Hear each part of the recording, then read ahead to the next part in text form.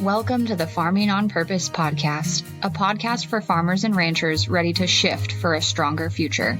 Today's challenges in agriculture are new, but the grit and determination required to be successful are not.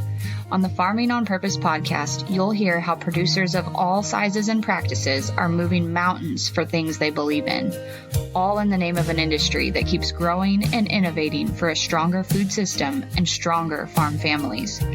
I'm your host, Lexi Wright, and I'm excited to discuss where producers are finding success, challenging the status quo, striving for better, and keeping our heritage alive, all while producing the food we depend on.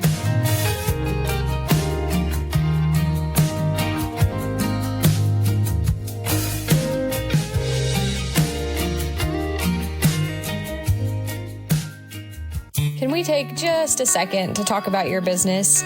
You already know your business inside and out. You've built something worth talking about. But when it comes to marketing, it can feel like you're stuck. You don't know what to say, where to show up, or how to turn followers into customers. I know because I've been there. That's why I created the 8-hour marketing plan class. Think of it as your personal roadmap built just for you in just one day of focused action. You bring your passion and your business know-how and use our step-by-step video process to craft your strategy to help you reach the right people and grow your business. This process helps you get around second-guessing, wasted time, and feeling overwhelmed. We create a clear plan that fits your business, your life, and gets results. You're the expert in what you do. Let us help you build a plan to show it off. Jump into the 8-hour marketing plan class at backpocketsocial.com/8 hours. That's backpocketsocial.com/8 hours. Welcome back to Farming on Purpose. Today, I have Paige Dulaney here with me. Paige is currently a stay-at-home mom, farm wife, and rancher from Northeast Colorado. She and her husband run a farm, cow-calf operation. They do some custom farming, harvest trucking, and have a direct-to-consumer beef business. So you are a busy lady. I'm excited to learn more about what your business looks like, how you're balancing mom stuff with having 3 little kids at home. And you guys are also working on some farm transition things. So Paige, why don't you tell us a little bit more about your background and how you got to where you're at and what you're up to now? Yeah, well, it's been quite a journey to get to where we are at now. My husband and I met when it was actually our first date was my 19th birthday. So we've been together since we were just wee little things, it seems like. And at that point in time, I mean, he had bought a truck and he was trying to just get on his feet. And I was still in college, So to watch where we were then to what you just talked about now is just really cool to think about. But I used to teach first grade for quite a long time. And in COVID, I was pregnant and I decided that I just wasn't going to be able to go back. And so I have been a stay-at-home mom, ranch wife ever since then, which I really, really enjoy. I now take on more of the role of checking our cows through the summer months specifically because our cows are spread out very far. I mean, we have pastures in 3 different counties from 100 miles north of our house to 100 miles south of our house. So the kids and I take that role on and we just entertain each other along the way. And my husband is more of the farmer, taking on that kind of stuff. And my father-in-law was farming before either my husband or I joined him in this practice, but he's now ready to step back a little bit. And so, like I mentioned, we are in this weird farm transition because there's no blueprint for how that should be done or what the best way to do that is. So that's kind of where we're at now. Yeah.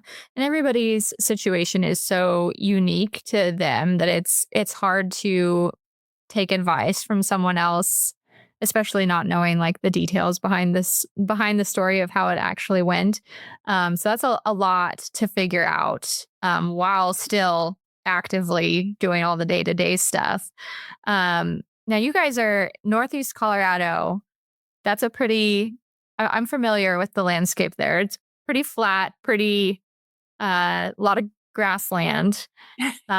Does that affect how you guys, what your operation does, or why you guys went the route that you did in the farm? Is this what your father-in-law was doing prior as well?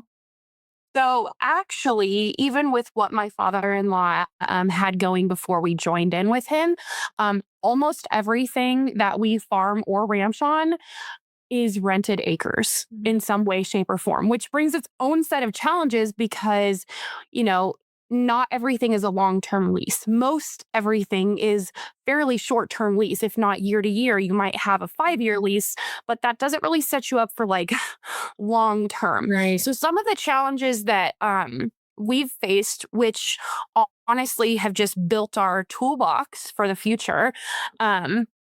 We have a river that flows through this area. And then, like you said, outside of that river area, you have very flat, it's a very dry, arid place.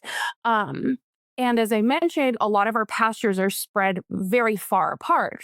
So we actually have some that are like warm season grasses that you need to treat in one certain way. We have some pastures that are river bottom grasses that need a totally different, diverse grazing management plan. And then some in the sand hills, which need a completely different plan. So, really, we've had to learn along the way that it takes a few years, whether it's a new piece of farm ground or a new pasture that you're going to run on. You're always going to have challenges for the first couple of years until you really get your feet under you, knowing what that specific piece needs. Yeah. It adds a layer of complexity to have many different types of ground that you're trying to manage like that. Are you guys on the Ogallala Aquifer then, or are you further west there? Yes, yeah, we are technically on the Ogallala Aquifer here. But one of the things that's different in the state of Colorado versus a lot of other states, is how water is allocated here. So even though we're sitting on top of the Ogallala Aquifer, it is not just pump all you want in the state of Colorado. There's a lot of strict rules as to how much you can, when you can, how that has to replenish the river, how you're going to replenish the river, I guess. So it's a little different. Yeah. Always lots of rules about water. Yes. Well, that's interesting to know kind of more of the background and what your guys' day to day looks like managing that and what your role is. Like you said, checking the cows and doing a lot of driving, it sounds like. Yeah. What is it? Did you have an ag background prior to meeting your husband, or how'd you? Yeah. Yeah. I grew up, my dad was a cattle buyer and a rancher of his own. So I grew up riding horses, and he had a yearling, backgrounding operation, grass calves. So I grew up in that side of things. And then my husband grew up with having farming and cow calf. And so I've more transitioned into the cow calf and farming side of things, but I definitely grew up in this area and in ranching too. Gotcha. I think that makes such a big difference in how you adjust to like married farm and ranch life, is just having that background to know what to expect. It makes a huge difference, especially when you add motherhood into the mix. Yeah. Where like the lay of the land and what your role is. Have you had any trouble or challenges as you guys have adapted to a growing family and what you are doing day to day, especially after leaving teaching? Yeah, I think there's a lot of change that women go through when you're joining a farm family. Even if I grew up in that, the way that my family did things is going to be different than the way his family did things. And I think that's pretty common for most women in agriculture. But leaving your own family and joining another one, you kind of just are thrown into this whole new mix of how they do things and kind of having to adapt to that. And then as time has gone on, I've been able to bring in some of the things from my background to share with them and blend that a bit. But I think that's one thing that's really unique to women in agriculture, is being thrust into this whole other system of doing things and just having to go with it and then bring your own back into that. And as far as adding kids into the mix and all of that, that definitely brings its own set of challenges. For me, I do try to stay active when we have 3 kids. The oldest is 8, the middle is 4, and then the youngest is 2. And it has been pretty consistent that for the first year after one of them is born, I do try and go out and be active and whatever, but realistically, you are much slower. I was telling you how I drive to all these pastures to check them and whatnot. But when you're bringing an infant with you, you're going to have to stop. You're going to have to feed them. You're going to have to bring some other things with you. And it just takes a lot longer. It doesn't mean that it's not good and that I don't want them to come with me, but it definitely does bring its own level of challenges. Once our kids are about like 2 to 3, then my husband feels a little bit more comfortable taking them with him around some of the equipment and whatnot. But before that, we try and just keep them with me and doing cow stuff where they can be contained in a vehicle a little safer. I think that's a big thing that affects every woman and farm family uniquely. So it's interesting to hear how different people handle that transition because we can all gain so many ideas and tips just from how you do things versus how somebody down the road does them. So 8, 4, and 2, that's a busy, fun-filled age. What are your kids liking most about being on the farm and getting to go with you and do the cows now? That's interesting too, because every kid has their own personality, right? And their own interests and whatever. And our oldest is so in love with the cows. I cannot convey it highly enough. Our neighbor is who sells bulls that we buy. And so we got the bull magazine and we're looking through it to see what we're going to buy this year. And he had his own magazine that he took to school every single day and slept with every night to share with his friends which ones he liked and what the EPDs are. And he's just very into the cows and truly is learning the business at the same level as what Brandon and I are talking about because he's in the day-to-day with us.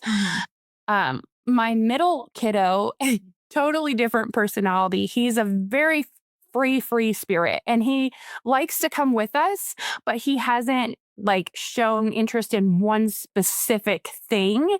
I think he just likes going along and seeing new things and trying new things. And our youngest, she too just likes to kind of go along. She's a little too young yet, but she likes to go check cows with me.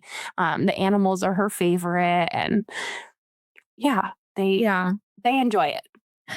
Figuring out how to bring them along and make it work and keep a good mindset about it. Because like you said, it's different. It's slower, I think is such a feat. And it sounds like you've mastered that really well.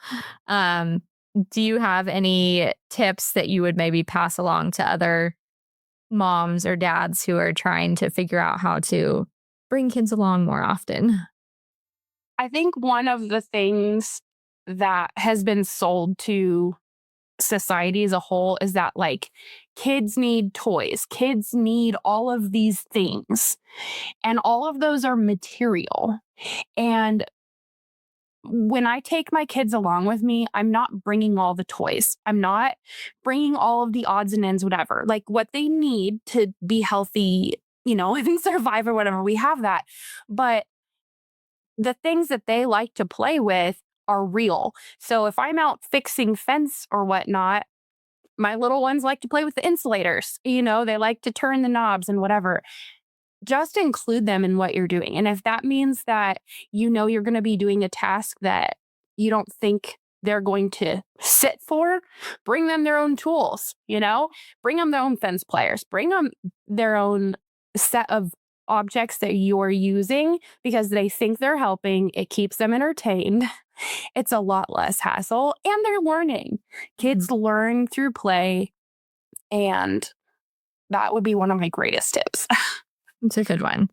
And it's fun to watch them with little tools, whether they're real or play tools, just how much they think they're, really really doing something there. It's entertaining. It really is. And they come up with some pretty creative setups and whatnot that they create. Yeah, for sure.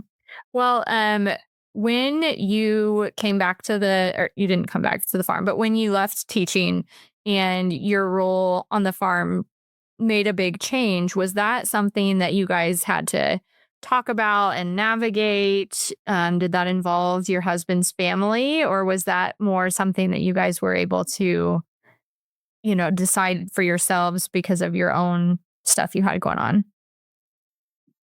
We didn't have to consult like my husband's family in us making the decision for me to stay home. Ultimately, rural living is just very different than if you are in a town or a city. Um, where we live is about 30 miles from town, and I worked 10 miles from home in between home and town. I was having to drive all the way to town, 30 miles to town, to daycare, to drive another 20 miles back just to teach twice a day. So I was having almost an hour-long commute just to continue teaching. And although the added income seemed great, when COVID hit, we had the opportunity then to see how much money would actually be saved by not making that commute, not only in fuel and time, but in eating out because we were getting home later, and in me being here to take on some of the more supportive roles at that time on the farm, not being in the day-to-day, but just more of the supportive stuff. And when we actually sat down and wrote it all out, if I continued to teach, and we were also having a second baby at this time, if I continued to teach and we had a second baby going into daycare, we would have actually been losing over $1,000 a month for me to continue teaching. Oh my gosh. And from that perspective, it didn't really matter what my father-in-law thought. Even my husband at the time was sketchy about me quitting my job. But when you actually looked at the numbers, it was undeniable that the right decision was for us to have me stay home. And again, not everybody's going to be in those same shoes, right? If I live closer to where daycare was or whatever, maybe that would have been a different conversation. But this is the life that we're living, So it did end up working out. And just that savings alone helped make the difference for us to stay. And we did some other options as well to help lower our cost of living. Instead of being on traditional insurance, we went to a cost sharing program. What were some other things? The savings in cooking alone, cooking from home versus eating out, was a big one. Trying to think of some more. But we did end up doing some cost cutting things too. That's incredible. When you see the numbers laid out like that, I'm sure the decision felt a lot easier than to well, it's costing me money to put my kids in daycare and go to work. That is not a fun place to be. Yeah. And it was hard going from working, 5 days a week in a classroom to being at home all the time. I wanted to be a stay-at-home mom, but going from being around other people to being around your kids primarily while your husband is working all the time, because I hadn't stepped into the full-time caretaking at that moment. That was a challenge. And so I've been home now for 5 years. Yeah. I guess it's 2025. I can't believe that was 5 years ago. I've been home for 5 years now, and little by little, each season, I've taken on a little bit more in different areas to get me out of the house, right? To make me feel a part of what we're doing, and also not be full-time outside, still get to take care of the kids in an appropriate way for us. Yeah. I think that makes a huge difference. Again, it all goes back to mindset and identity of how you feel about what you're doing day to day. So having those opportunities to be part of the farm and be part of the ranch and have that other purpose too can really make a huge difference. Yeah. And I did have to do some soul searching, and I did have to speak out about it a little bit. I had to tell my husband I was interested in learning how to help with the green cart this last year. That's not something I've ever felt comfortable doing, and I had to speak up about that instead of just letting those opportunities come to me. Um, but that has been good. It's been a good change. And on top of all of those things, my father-in-law wanting to step back has given me the opportunity to start to fill some of the roles that he was filling. Yeah. What's that been like so as far as figuring out what transition is going to look like for you guys? What kind of steps have you taken so far, and maybe what things would you tell other people to do or avoid from your experience thus far? I don't think any transition is going to be seamless ever. Yeah. Especially in farming, because everybody's operations and how they are partners or are not, or however they've set things up, is so vastly different from each operation to the next. Mm-hmm. I don't think that there's ever gonna be no hiccups, right?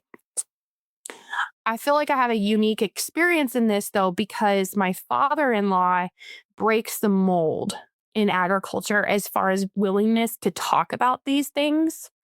Um, we knew that he was wanting to slow down, and we had talked about setting up a meeting with the accountant to kind of go over some financials as far as that would go.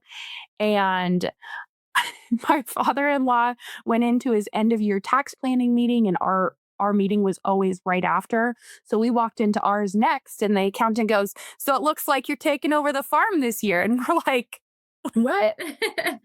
right. So we had to back up a little bit and actually do some talking, and that has evolved over the course of a year and a half to 2 years, where it's like, okay, he wants to transition out of farming but keep the cows for right now. Okay, so what does that look like? What are the values on his equipment? What's fair market value? We've had hyperinflation and a lot of depreciation as well. So how do we fair market value those things? What is the best way for him to be financially compensated for his equipment while also not clipping our wings from being able to pay him for that equipment? Those are all evolving conversations, and I honestly don't have all the answers for that. But the other perspective that I have on transitioning, my dad, who is a rancher, has dementia, and within this last year, we have had to move him into a memory care unit. That being said, my dad was the exact opposite of my father-in-law, did no transition planning, always wanted to fight to stay working up until he could. Even now, he's still fighting, wanting to be working. And so having seen both sides of things, it is incredibly more traumatic to the entire family and difficult if you have done no transition planning at all. Nobody wants to think about when you're no longer going to be able to be in business, or if the worst were to happen to you. But in not thinking about that, ultimately, the entire legacy that you've built up for your whole life can be falling through the cracks in a matter of no time. Mm-hmm. So I'll really encourage people, that as uncomfortable as it sounds, to ask the questions to the people that you feel comfortable with, your accountant, a financial advisor, a lawyer. Go talk to them, ask some questions, figure out what that could or could not look like. And then when you've got some answers for yourself, then think about how you want to present that to your kids or talk to them about it. But I would not recommend avoiding it. Mm-hmm. Yeah. And dementia is particularly hard because they're still with you, but it's hard to talk about those things and know for sure that they are of sound mind to make that kind of decision. And when there's multiple family members, there's just so many more questions then. So it's a great opportunity that everyone who is currently of sound mind and wanting to transition or even thinking about the future has to start those conversations. I'm so sorry you're having to go through that and witness that. It's really hard, but it's a realistic thing that can happen to anyone at any time, especially with farming accidents too. Yeah, yeah, it really is. It can happen to anybody, and it could be as simple as an accident and in the blink of an eye, or it can be over the course of a decade or more where you start to see somebody's um, cognition slip. You really just don't know what the final straw will be, but waiting and avoiding it, in my experience, has caused far more heartache for far more people than being willing to talk about it. Mhm. Like my father-in-law has.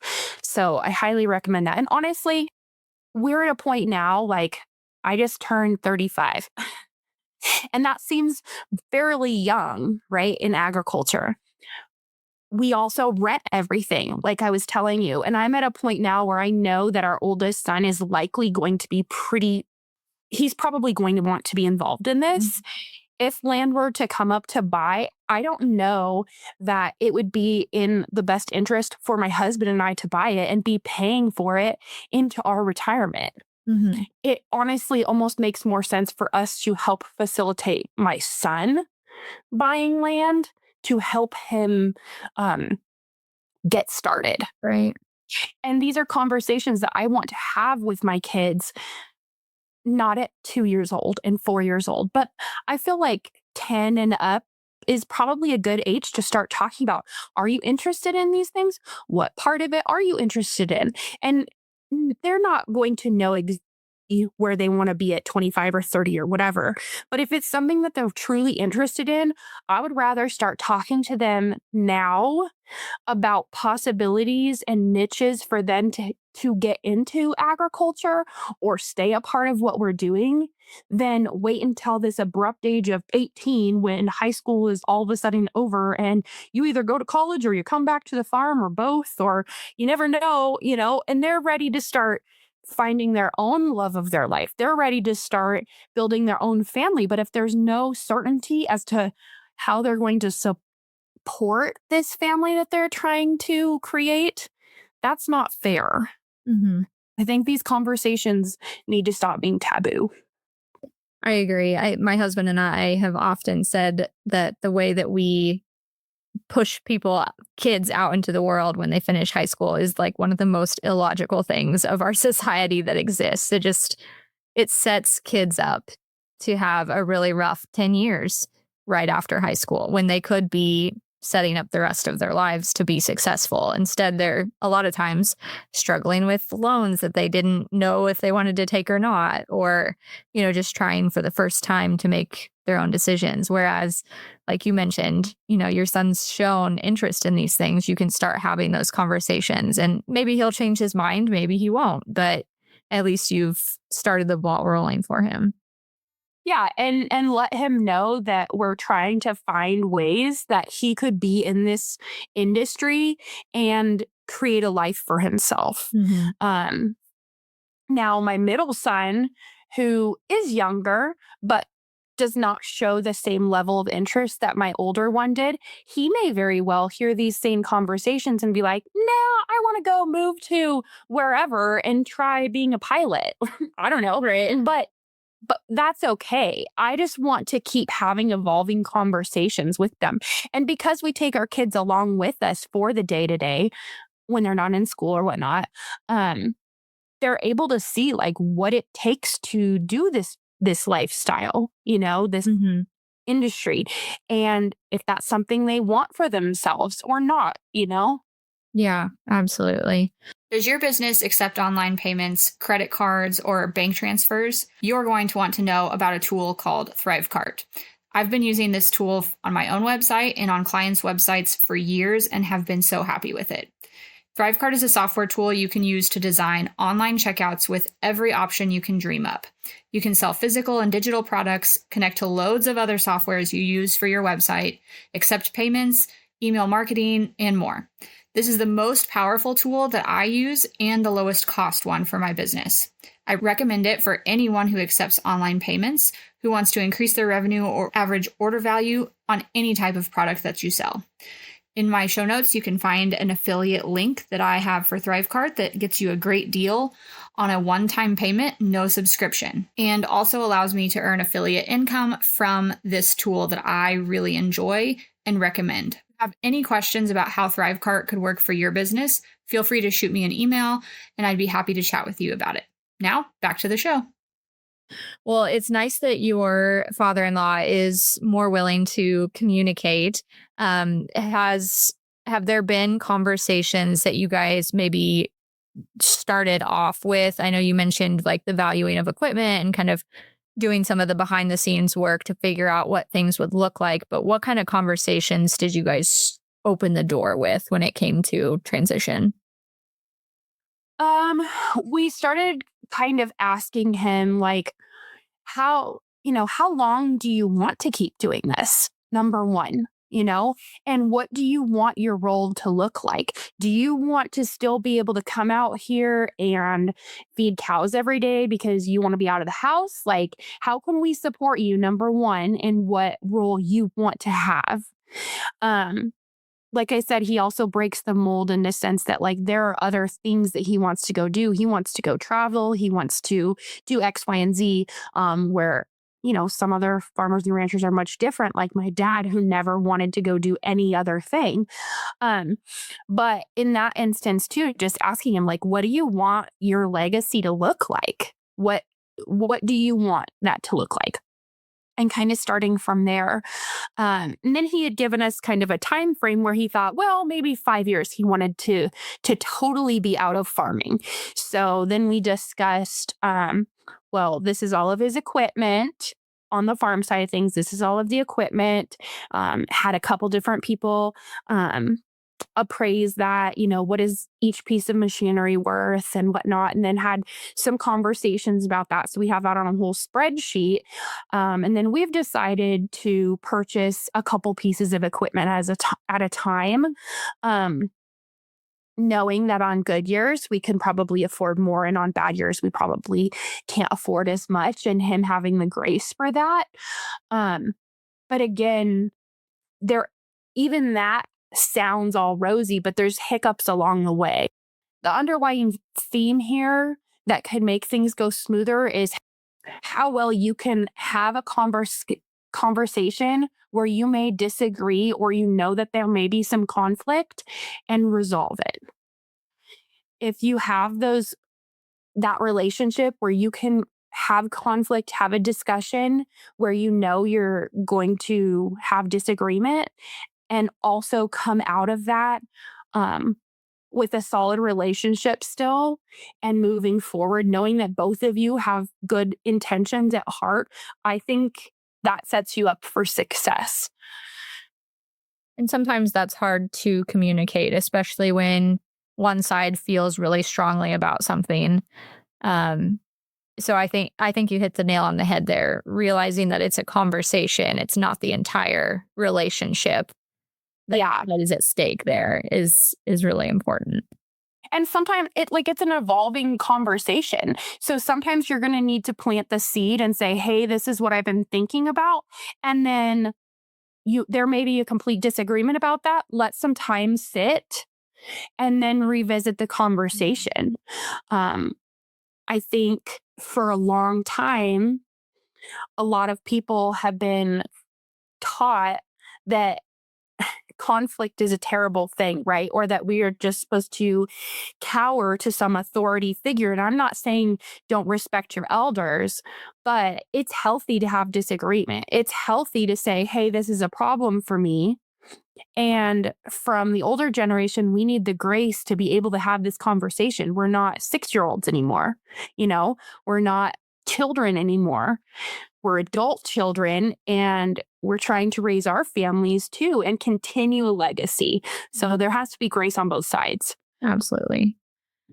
There's so much that goes into those conversations when it's with family, because there's all of the underlying pieces of the relationship that have been accumulating for like your husband's entire life and his entire relationship with his father. So it's so much to navigate. But again, like you said, having the relationship the solidity of the relationship and what you guys are both trying to achieve at the base of it. That's exactly it. Because like I said, my experience with my family has been a complete 180 difference, which has gotten very messy, very ugly, like I said, very traumatic for a lot of people involved. And I don't believe that my dad would have wanted that in his right mind. Mm-hmm. I don't believe that the rest of my family want that either. Yeah. But in avoiding talking about things and avoiding conflict and not figuring out how to have productive discussions where we disagree and revisit it and move forward with grace, it has led to a really terrible outcome. Yeah. So I think you have to keep in mind what you want the end of that transition to look like. Mm-hmm. And what your family will look like at the end of that transition too, because unfortunately in ag or in any business where money is involved, it has the potential to change those dynamics. That's just human nature. Well, I think that's some really good ideas, just talking about how you guys have been approaching it. Maybe we'll give other folks ideas of how they might open the doors to those conversations and think about the next steps for them. Going back a little bit to what your guys' operation is like and how you've been building it, what are some of the things that you guys have been really kind of focusing on since you and your husband got involved in the operation and building and changing? Because like you mentioned earlier, you kind of got thrust into this family and have slowly been working in some of the things from your experience. What have you guys been focusing on changing or adding to the legacy? Like I said, my husband started all of this by buying a truck. His dad had encouraged him to buy a truck and put it on Harvest Crew. So that was our very first tiptoe into things. Little by little, there were small opportunities that came up where, somebody said, "Hey, I have a pasture, but you could run 10 head on it." And I know different areas can run different amount of cattle in places, but in our area, 10 head is fairly small for a pasture. We're the plains here where you can run quite a few in a pasture. So we would start with very small opportunities that came up and we just didn't turn them down. If somebody approached us with something, even if it was small, we went ahead and took that on. Another thing that my husband and I are just to our core believe in are relationships. I think that's one of the most discounted things in our culture as a whole. But spending time with people, learning from their wisdom. Our neighbor is like a second dad. Like he has just taught us so much and truly is here if we need something. And I also believe that if there were opportunities that he's not interested in, would help foster those for us as well. So I don't say that relationships should only be a means to build your relationship, but truly investing in people has helped us retain employees. We have somebody that works for us full time. It's helped retain him. It's helped us find different opportunities for farming, for ranching, all of that. Yeah. And I mean, everybody says ag runs on relationships, but seeing the reality of that, I think, is often a lot more impactful than even people realize. Like it really, it makes the people who are coming into agriculture have those opportunities, and the people who are maybe a little bit more advanced or have a little bit more established have the opportunity to continue to grow by finding people who are interested in working for them and doing things like that. You guys have been growing and making a lot of changes as you've gotten more involved, starting from that very first truck. And I'm sure you have a lot more planned, especially with the transition coming along. What are some of the things that you're excited about for the future of your operation? I think for right now, what I'm most excited about is kind of finding even anything else, because we were on like an uphill growth for quite a while.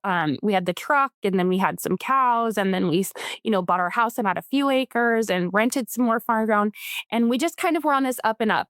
And now with my father-in-law stepping back, we've been making more management decisions and whatever. But I think we're looking to just maintain right now. And I think that that's okay. I think there's this mentality out there that like, you have to get more, you have to get more, you have to build, build. And as much as I say, I would love to buy our own farm ground, or I would love to buy our own pasture to feel that security, that I'm not going to have a lease ripped out from underneath me. I also think there's a point where there are other things that are sacrificed in this consistent build mentality. Absolutely. And it's good to try to stay level for a while and appreciate how far you've come, because if you're always working and grinding or hustling, then for what? For why? Why do we do that if we don't ever get to actually enjoy it? Well, that's really exciting for you guys. It sounds like you've come a long ways and are doing some really cool things there. One way that I am trying to focus on ending my podcasts is by sharing something with folks that makes you really positive about the future of agriculture. I think we focus a lot on the negative in ag sometimes, so trying to just spread a little bit of light. There are so many people looking to go back to our roots.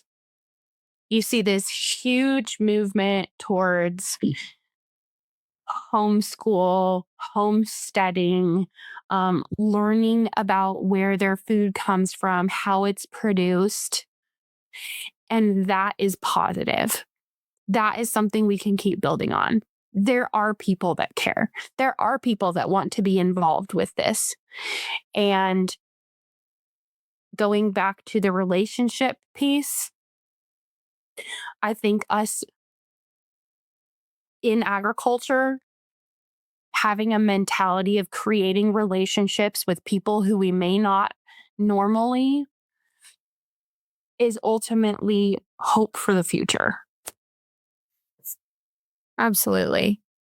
That really hits home, because I think that's sometimes what's missing in ag is the closed doors or the exclusive club feeling.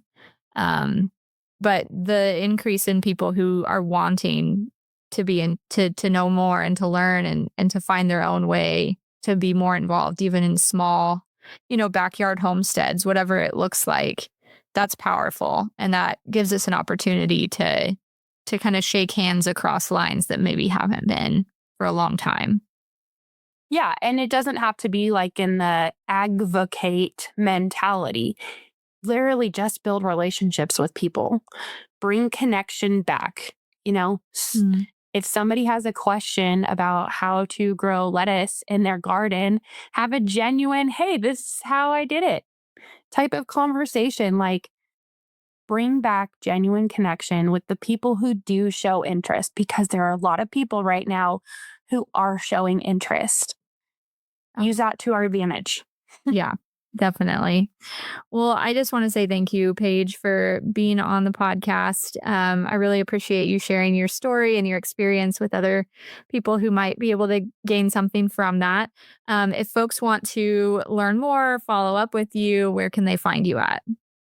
You can follow me on TikTok at Paige Dulaney. All right. Perfect. Yeah. We'll be here to link that in the show notes. Thank you so much, Paige. Thank you.